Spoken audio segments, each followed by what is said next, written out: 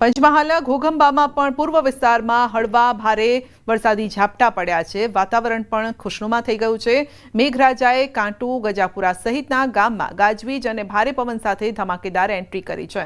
2 દિવસના વિરામ બાદ મેઘરાજાનું આગમન થતાં વાતાવરણમાં ઠંડક પ્રસરી અને બફારાનું પ્રમાણ ઘટ્યું છે। જોકે પવનના કારણે મકાઈનો પાકવા આવેલો જે પાક હતો તે ખેતરમાં ઊભો પાક જમીદોસ્ત થઈ ગયો છે અને જેથી ખેડૂતોની ચિંતા વધી છે। આ તરફ અરવલ્લીના બાયડમાં પણ પાલિકાની પ્રી મોન્સૂન કામગીરી સામે સવાલ ઉભા થયા છે। લાખેશ્વરી વિસ્તારના રસ્તા પર પાણી ફરી વળ્યા। દર વર્ષની સમસ્યા યથાવત રહેતા લોકો પરેશાન। તો ગઈ રાત્રિએ પણ બાયડ પંથકમાં વરસ્યો હતો વરસાદ। વાહન ચાલકો અને રાહદારીઓ મુશ્કેલીમાં મુકાયા। તો પ્રી મોન્સૂન કામગીરી ગઈ પાણીમાં આ દ્રશ્યો જોઈ લો। લાખેશ્વરી વિસ્તારના રસ્તા પર પાણી ફરી વળ્યા છે। તો વાહન ચાલકો રાહદારીઓને મુશ્કેલીનો સામનો કરવો પડે છે। સવાલ એ છે કે ચોમાસા પહેલા કેમ આ પ્રકારની કામગીરી સફાઈ અભિયાન કેમ નથી કરવામાં આવતું।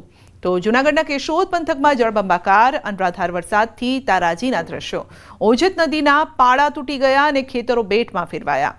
બામણસા ઘેડમાં ગઈકાલે પડ્યો હતો મુશળધાર વરસાદ। મગફળીના પાકને ભારોભાર નુકસાન છે। મગફળીના પાકને નુકસાન જતાં ખેડૂતોની મુશ્કેલી વધી છે, કારણ કે આ નુકસાન એ સિઝનનું નુકસાન છે। જૂનાગઢ જિલ્લામાં ગઈકાલે મેઘરાજાએ મેઘતાંડવ મચાવ્યું હતું અને અનેક ગામો છે તે બેટમાં ફેરવાયા છે। ત્યારે બામણાસા ઘેડ ગામની જે સ્થિતિ છે જોઈ શકો છો કે અહીંયા મગફળીના પાકમાં સદંતર પાણી જ પાણી છે અને પાક નિષ્ફળ ગયું છે।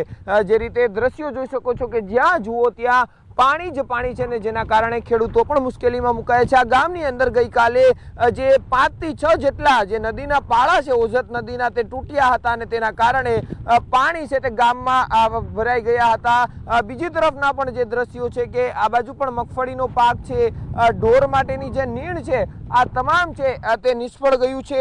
હજુ પણ ગામોના અનેક એવા વિસ્તારો છે અંતરિયાળ કે ત્યાં પાણી ભરાયા છે, લોકો બહાર નીકળવું મુશ્કેલ છે। પરંતુ હાલ જે રીતની સ્થિતિ છે, વરસાદે વિરામ લીધો છે જેને લઈને લોકોએ હાશકારો અનુભવ્યો છે, પરંતુ પાક સદંતર નિષ્ફળ ગયું છે। કેમેરા પર્સન હિરેન સાની સાથે અમાર બખાઈ, ન્યૂઝ 18 ગુજરાતી, બામણાસા। તો સુરતમાં કીમ નદી બે કાંઠે વહેતી થઈ છે। કીમ નદી પરનો હાઈ બેરલ બ્રિજ પાણીમાં ગરકાવ। માંગરોળના મોટા બોરસરા ગામે આવેલો બેરલ બ્રિજ પાણીમાં ગરકાવ થયો છે। ઉપરવાસમાં ભારે વરસાદ, પાણીની આવક થતાં નદીમાં પાણીની આવક વધી છે। કીમ ગામ તરફથી નેશનલ હાઈવે 48 પર જવા અને કોસંબા તરફ જવા માટેનો શોર્ટકટ માર્ગ વાહન ચાલકોને 10 કિલોમીટરનો ફેરો કરવા માટે મજબૂર છે। ઉપરવાસમાં થયેલા ભારે વરસાદના કારણે સુરતની કીમ નદી બે કાંઠે વહેતી થઈ છે। હવામાન વિભાગે આગામી 5 દિવસ સુધી ભારેથી અતિ ભારે વરસાદની આગાહી કરી છે। માંગરોળના મોટા બોરસરા ગામે કીમ નદી પર બનાવેલ બેરલ કોઝવે પાણીમાં ડૂબી ગયો અને સિઝનમાં 5મી વખત ઓવરફ્લો થયો છે। કીમ નદી પસાર થાય છે। એ કીમ નદી આમ તો નેત્રંગ તાલુકામાંથી આ બાજુ હસોદ તાલુકા સુધી આવે છે અને ઓલપાડ તાલુકાને માંગરોળ તાલુકા જોડતા MDR રોડ પર કીમ નદી પર બેરલ ટાઈપ કોઝવે બનાવવામાં આવેલો છે। એ આ સિઝનમાં લગભગ 5 વખત ડૂબી ગયો છે। એટલે જ્યારે પાણી બ્રિજ પર એને જાય ત્યારે ટ્રાફિક બંધ થઈ જાય છે।